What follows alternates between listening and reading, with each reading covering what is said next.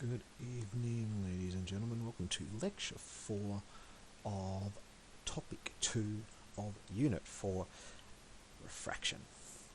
Okay, this video is going to be covering the main ideas of Chapters 16.5 and 16.6 of Book 1. Please complete the reading for this before class. Here are your learning intention and success criteria for the chapter. Please pause the video and attempt to complete the KS table down the bottom right corner.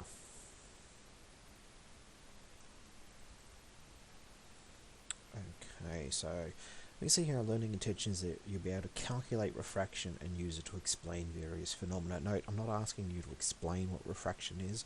We learnt about refraction back in topic 3. I believe it was video 3 when we looked at bending of waves. Success, calculate angles of refractive indices, explain some things here, dispersion, total internal reflection and apparent depth, and then calculate critical angle. Knowledge, well, we need to know what these things are if we're going to explain it, and we need to know what this critical angle is, since that's a new term. Skills, can I calculate refraction situations, and can I calculate the critical angle? Alright, so back in video 3.3.3, which is the bending one I just mentioned, we looked at how waves would bend as they changed medium, and this is refraction. Okay? Refraction is how waves change their physical behaviour when they enter a different medium. A few things happen. Their velocity changes, their wavelength changes, and if they come in at any angle off the normal of the surface, okay, this is what I mean by off the normal. So if they're coming straight in down this normal line, this bit wouldn't happen, but if it's anything off to either side, then it changes their path direction. Okay, they bend. Most people normally go refraction is the bending, but it is important to recognise that velocity and wavelength change too. Now, for a recap of that, go back to video 3.3.3 and look at the explanation of refraction using Huygens principle. But here's an image that might help you understand it. We can see as here's our refraction here, so incident and then the refracted, and you always get a little bit of reflection. But here we have a two-wheeled object. As it hits here, this is water, could be what's it? What I'm looking for? Like a puddle, or it could be going over carpet. That often happens if you've played with wheeled toys. As that wheel enters, it slows down. This one is still going faster, and so it ends up turning. Might sort of help you understand that a little bit there. So, every material, though, slows down light differently. And it does it for sound too, but we're going to focus on light predominantly. A Dutch mathematician by the name of Snell found out a property called refractive index. Okay, here we've called it absolute refractive index. We have the symbol N, and he worked it out by using these ratios of the velocity of air to the velocity in the medium. And it could also be calculated by looking at the ratio of the angles. So here's back that previous picture. If we look at the ratio, that's technically the ratio of the sides, but the ratio of these angles will give us the refractive index of this formula. We call of the medium here for glass, and we call this Snell's law. Okay, so here we just have the ratio sine I over sine R equals N2 over N1. Since refractive index of air is very, very close to 1, it's a little bit above 1, but that's not going to be important unless you're dealing with vacuums.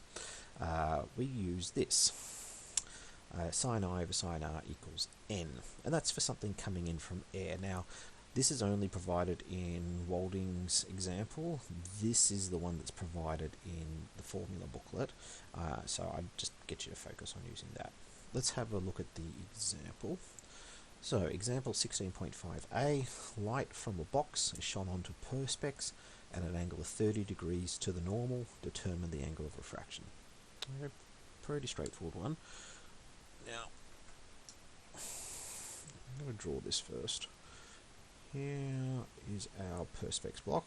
I'm going to put P for perspex and A for air, and here's my normal. Unlike my horrible drawings in our reflection video, we don't need to worry too much about drawing these accurately. And here we have our incident ray, and the 30 degrees to the normal is referring to that angle there. This would also be the normal, and we want to know what is it doing on the opposite side over here. Now, as you do these more, you'll learn some basic patterns, but one thing is that when you go from a less dense air into a more dense medium like Perspex, it's going to bend towards the medium, so it's going to have some angle over here, and it will be smaller than what we started with. I'm going to do Walding's formula first, and then I'll show you Snell's formula instead. We'll see it gives us the same thing, but it's important for us to see what the formula booklet will be important for. So, that formula was that the sine of the incident divided by the sine of the refracted equals n. Now in this case we're told that n it's Perspex. Now, when you're working out of the book, you're going to have to go back to what page is it? 446, which has all the absolute refractive indexes that's needed for the rest of the thing. So in this case, it's n equals 1.4. There are no refractive indices provided on the formula booklet, which means that any question that asks you to calculate a refraction is going to have to give you that refractive index, okay? So when you're working out the book, you have to look it up, but you don't need to memorize anything. The only one you have to know is air. So I'm going to put an NA up here equals 1. I don't need it for this, because this is just dealing with Perspex. And we know that the sine of the incident angle equals 30, and we don't know the sine of the refracted angle. Oops, 1.4. Rearrange that. Sine 30, which is 0.5. 0.5 over 1.4 equals sine r, and so r will equal the arc sine of 0.5 over 1.4, which when we plug it in our calculator we get about 21 degrees. Big hint, make sure that you're working in degrees, not radians. If you're working in radians, you're going to have a bit of a problem. So that's using this sort of modified formula. We're going to do just it again using the other one. So sine I over sine r, so far the same, equals n2 over n1. Now the 2 and the 1, this is 2 and this is 1, because we started in air, number 1, we went to Perspex, number 2. And so if we make those substitutions and get that, that will be sine 30 over sine r equals 1.4 over 1. And 1.4 over 1 is just 1.4, and we can see now it's exactly the same as that, and so we'll solve to be the same answer. The reason I am preferring that you just think about this formula straight away is that if you're dealing with multiple materials, say water onto glass, where you don't have air, because this is only for air, okay? This formula, the way that's written, that only works with air. Or if you know the refractive index of that material specifically with some starting material, which again is just completely aggravating. So let's not worry about that. Let's only worry about Snell's law. Everything will be given to you as an absolute refractive index, which is in reference to air, but if it's an absolute value, you just shove that value in and you're going to get your answer. Okay, so that's a fairly straightforward application. Not a very difficult formula. Straight, good.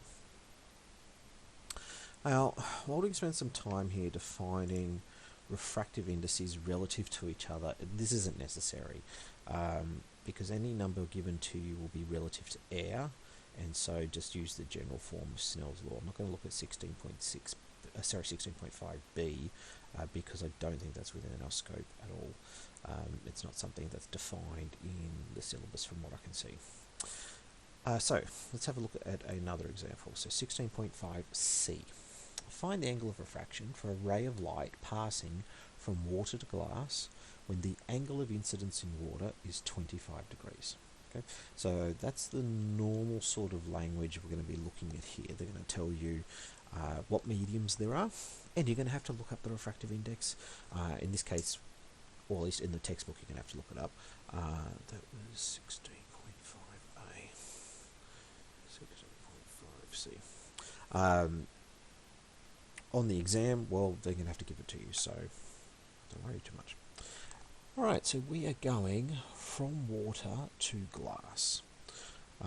Let's draw it like, doesn't really matter if you draw it. I always just draw it straight on.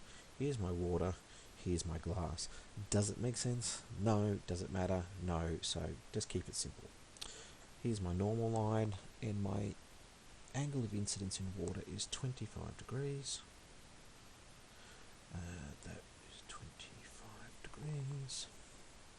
Now, our N for water is 1.33, and our N for glass is 1.5. There are a bunch of different glasses. If I go back up to the table, in this case we're just using crown glass, which realistically should be using 1.52, but then there's light flint glass, heavy flint glass. There are lots of different things.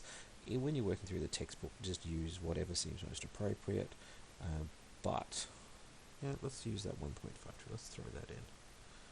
Okay, obviously when you're dealing with this on an exam, it's not going to be too much of a worry.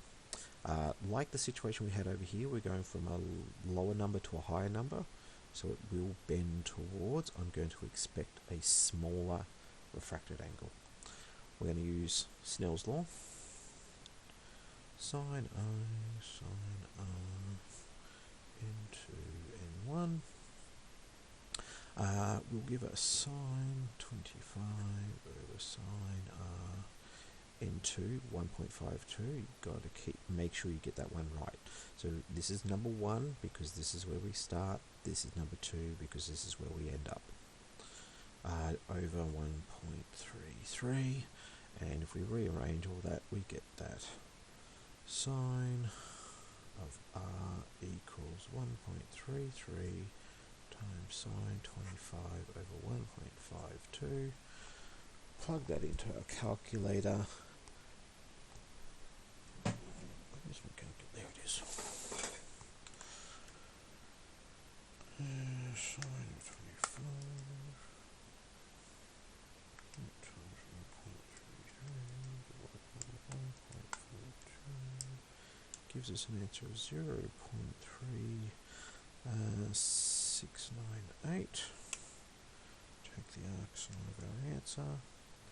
We get that that is about equal to 22 degrees.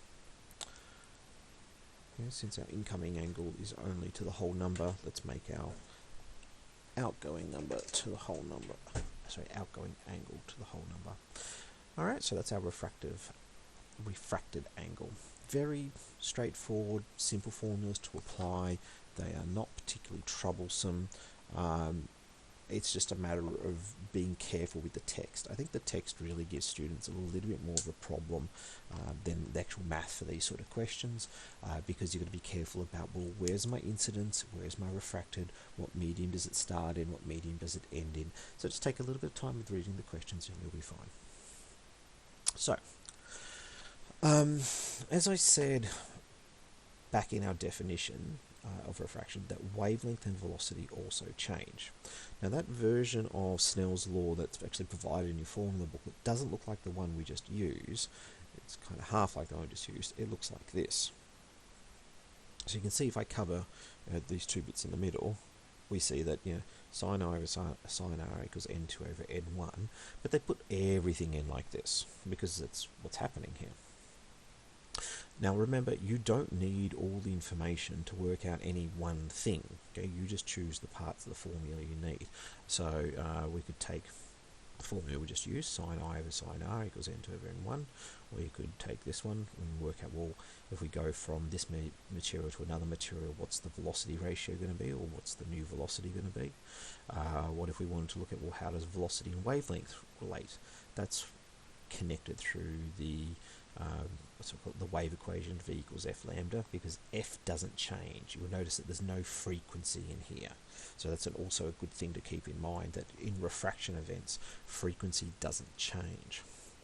Then we've got this one, using our lambda and our n values. So you can use any combination of these. Just make sure that you use everything next to the equal sign, not just, can't go, oh, sine I over sine r equals v1 over lambda 2. That doesn't work. Okay, just make sure you use the whole ratio. Hopefully that makes sense. So, we've looked at calculating refraction. Let's have a look at some refractive phenomena now, because you'll see a lot of this around you, actually. There are three interesting ones that are related to refraction, and they're the three that the syllabus says that you need to know, so let's go through them. They are dispersion, total internal reflection, and apparent depth. Okay. Now, when we did refraction in class, you may have noticed a rainbow forming if you had a very high incident angle. Okay, and that's called dispersion. Okay, dispersion is just taking white light and splitting it into its component colors. If you've, I should have put this one picture in, but if you've ever seen the very famous photo of from the Pink Floyd album cover, where the dark side of the rainbow, where the light comes in, hits the prism, the triangular prism, then spreads out. Stuff with Newton has this a lot. That's dispersion. Okay, you'll see it in the school as well. The louvers in the stairwells do this a lot. K-block really gets it, and that's just because the refractive index for each wavelength is different. Okay, so red light bends a little bit less than blue light does, but if you shine it through and then shining it through on an angle, it spreads out, comes out at another angle, spreads out a bit more, and then bam, you get your dispersion rainbow. Rainbows themselves are a really common example of dispersion. Each color is separated a small amount. It reflects off the back of the raindrop, and we'll explain that in our next slide. And then it refracts again when it comes out the drop. Okay, so you get something like this. Raindrops that are up high, where you can see that the red spreads out, okay, and comes out the top. There's still blues through yellows and purples, but they're going above you. They're not going into your eye. While over here we've got blues and purples from the lower raindrops, and the ones in the middle would be green. Just that's not how they've drawn it out. So the light comes in, gets dispersed, reflects, disperses a little bit more, comes to your eye, and then you can see a rainbow. Now, when you did your refractive index practical in class, you may have noticed something like this, where we have our incoming ray, looks like it's coming in this side, but it doesn't really go off to the other side. Instead, it reflects off the other way. Okay? At a certain angle, okay, called the critical angle, refraction stopped occurring, and instead the boundary acts like a mirror and reflects the light. Okay, so that's total internal reflection, where you get your angle at just a bit too high, and so when you refract it, so you get your incident angle a little bit too high, so then when you refract it, it goes past 90 and ends up reflecting instead. And note, it is a reflection, so if the critical angle, which we're about to get to in a second, was 42, and you shone it in at 43, it would bounce at 43. You wouldn't use Snell's law to work it out. It becomes a reflection event. Go back to your law of reflection. Incoming equals reflected angle. So, we can work out that angle using Snell's law. Okay, and what we do is we make our refracted angle equal to 90 degrees. Okay, now this will only happen if the incident medium, okay, the refractive index of the starting medium, is higher than the refracted medium. Okay, so for example, glass to water. Okay, before we saw water to glass, but if we went the other way from glass to water, we could end up getting a total internal reflection if we had a high enough angle. Perspex into air, like the picture that I just showed you. So here's our incoming ray. Yeah, it's going through air there, it doesn't matter, because here it's coming in at 90 degrees. As it comes down here, well, it gets to there, and the angle is too much, and it comes back out the other way. Okay? And the way we work it out is to just take Snell's law and plug in 90 for our refracted angle there. And the sine of 90, remember, is equal to 1. And so you can rearrange that and work out, well, what's the critical angle going to be. Let's have a look at an example. So this is from chapter 16.6, so next chapter. Find the critical angle for a light ray passing from light, flint glass. In this case, Walding's been nice and given us the n value, so we don't have to scroll back to the previous chapter. Just need to scroll down to this example on my screen so that I can work it out without having this here. To two different mediums, air and water. So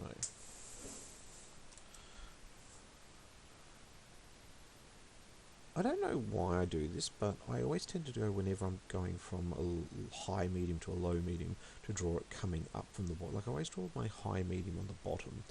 So this is flint glass, so light flint glass, n equals 1.58.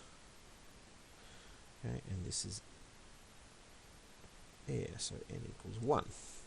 Yep, that's the numbers they want us to use. Let's put our normal ray, and we have our incoming angle. Well, we don't know what it is. Okay, so here's our incoming. I equals don't know.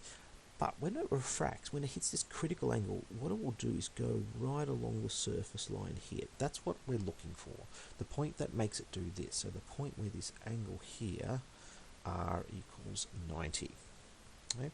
So let's take our Snell's law that we practiced with before. Let's see, sine incident over sine refracted equals n2 over n1. Now a sine I we don't know. Sine r is equal to sine of 90.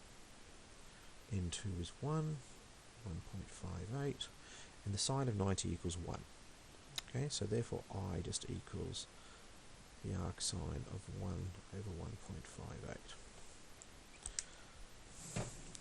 Let's turn to the trusty handy dandy calculator. 1 divided by 1.58. Take the arc sine of that, and we get an answer of 39.26, but let's just round it off to, oh no, everything is a thing, so 39.3. Everything's to 3 sig figs, so we can do that.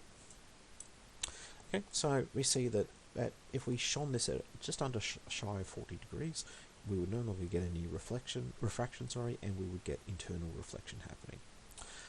Let's do the same situation, but now we're going in. Again, we want it to come this way. You don't have to draw this second line, but sometimes I feel it helps for people to visualize it. This is going to be n equals water, which is 1.33. Yes. And this is still 1.58. And we don't know what our incident angle is, so same thing. Sine I, sine r, 1.33, 1.58. Sine r is just going to be 90 degrees, sine of 90. And so I will equal the arc sine 1.3358. So I equals, and we plug that in, and we get that that is 57.3 degrees. So we can see when the mediums are closer, you've got to come in at a bigger angle before you can get the refractive event happening. And as soon as n1 is n2 is bigger than n1, you can't get this to happen anymore. We can't get a refraction event of 90 degrees because it starts sending the line back the other way. You'd have to go in at 90 degrees to get it to come out at 90 degrees. Actually, even that wouldn't really work. In at 90 degrees wouldn't make sense. So, that's critical angle.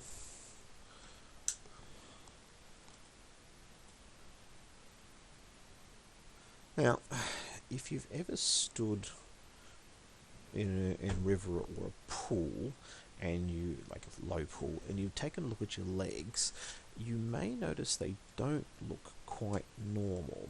Okay, there's a little bit of interesting refraction going on here. Now, excuse me. you should understand by now that since light is leaving your legs to reach your eye, as it transitions from the water to the air, there's some refraction. And this refraction changes the path, making the depth look a bit off. This is called apparent depth. Okay, so where due to refraction, an image looks to be in the wrong place. Now, situations involving apparent depth are a combination of both geometry and refraction. Okay? And because the light exits the water and bends away from the normal, you see things that are shallower. Okay? And because, oh, this is the opposite, this is a fish. And if you're in the water, you would see things taller than they actually are. So if a fish is looking up there, they would see something that's over there, up there in position. And the opposite is also true. If you're here, you would see this fish as being up here when really it's a little bit lower. Okay?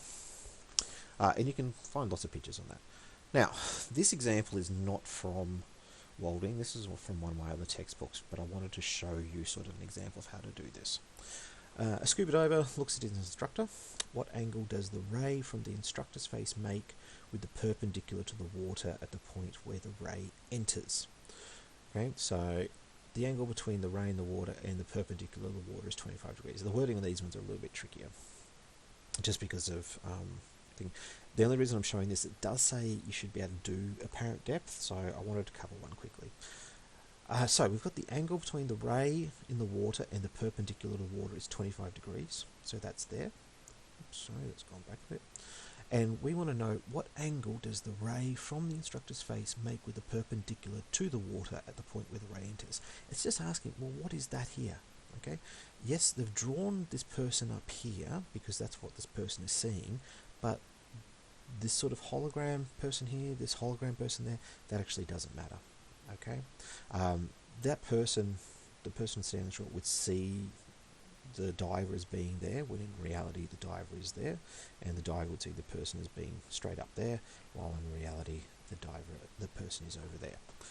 So, I'm going to do a couple of things.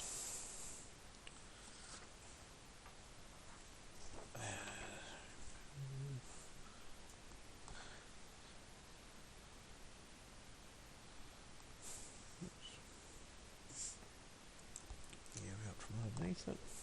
I'm just going to quickly draw the geometry for this,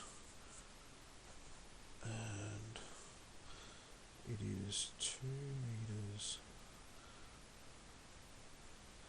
to where the ray enters the water. I'm going to assume that, yeah, we'll just make it level for ourselves, and the diver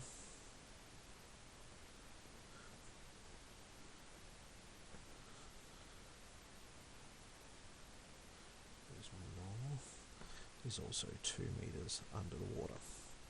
Okay, let's just do the simple stuff first. We're told that this refracted angle was 25 degrees. We know that this is n equals 1.33 and this is n equals 1. We want to know what is this ray here.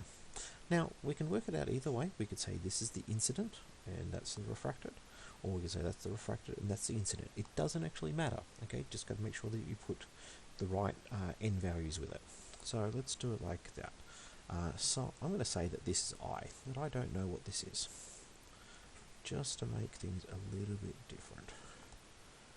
Equals n2 over n1, so that means sine I over sine 25 is 1.33 over 1, and so I will equal, now I'll just do that in one step, I'm sure you can figure that out.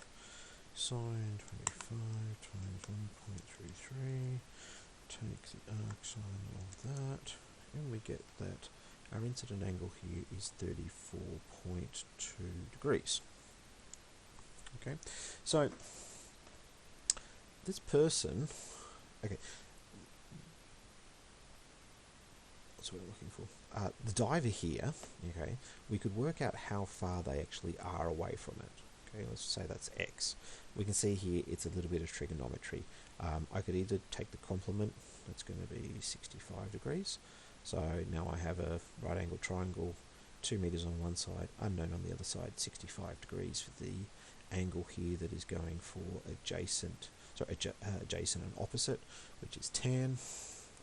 Tan of 65 equals opposite 2 over x. X equals 2 over tan 65 equals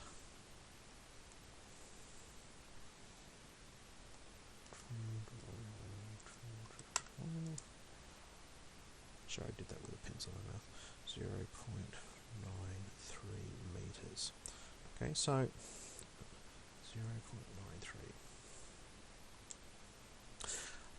So having a look at the picture, if we head back to it for a second, okay, we know that this angle here is the 65 because that's the 25. We know that he actually is 0.93 meters away and then 2 meters down. They won't see it as that. They will have this different angle here, okay, and so they will end up having a different ratio of width to, what's what I'm looking for, width to the thing. Width to depth, sorry. Complete mental blank there for a second. We could work it out. Would have to do some fairly tricky math though.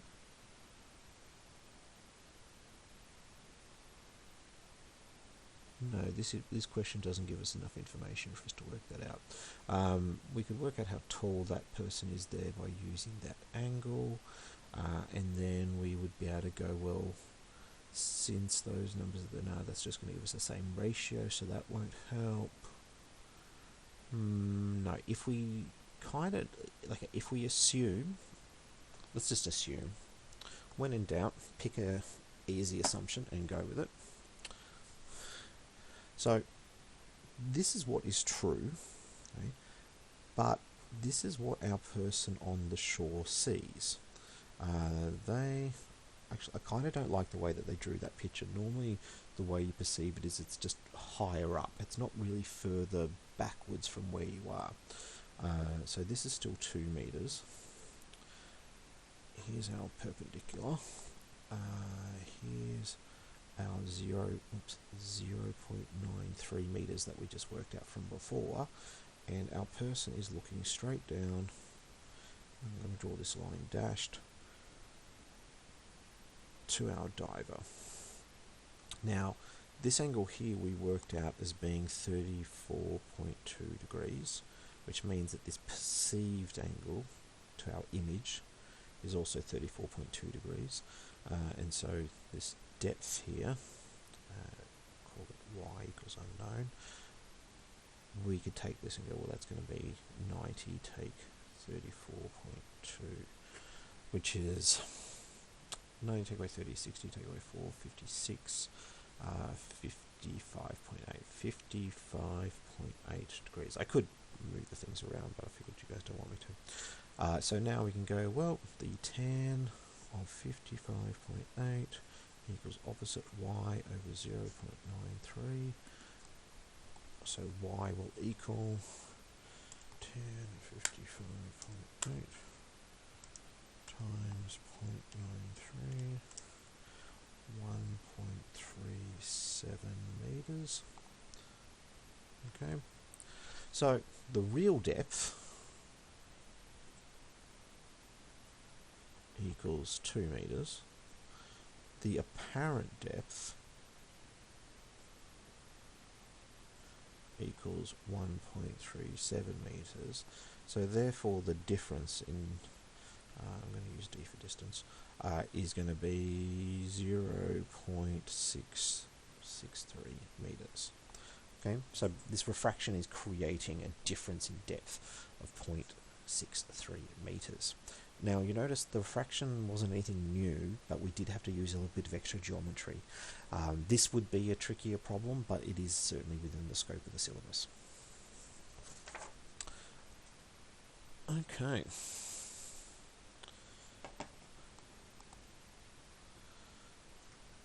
So, in this video, we have looked at the following. We've used Snell's law to calculate refraction events.